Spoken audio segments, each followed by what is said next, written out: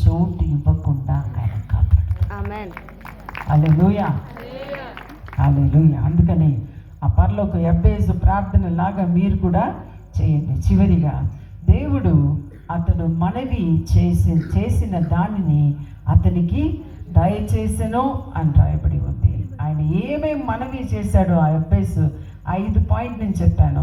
ఆ 5ని కూడా ఆయన ఏమేమి మనవి చేశాడో దేవుడు ఆయనకు చేశాడంట. కీర్తనల గ్రంథం 21:4 రాయబడి ఉంది, ఆయుస్సు నిమ్మని అతడు నిన్ను వరమడుగగా నీవు దాన్ని అతనికి అనుగ్రహించి ఉన్నావు. సదాకాలము నిలుచు దీర్ఘాయుషువు నీవు దయచేసి ఉన్నావు అని అంటున్నాడు. 65:2 ప్రార్థన ఆలకించువాడా సర్వ శరీరులు నీ వద్దకు వచ్చెదరు అని రాయబడి ఉంది.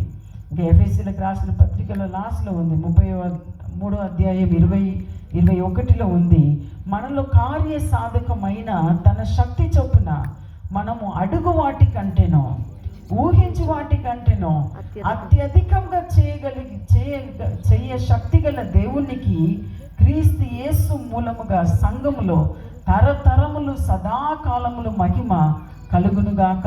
ఆమేన్ అని చెప్పు.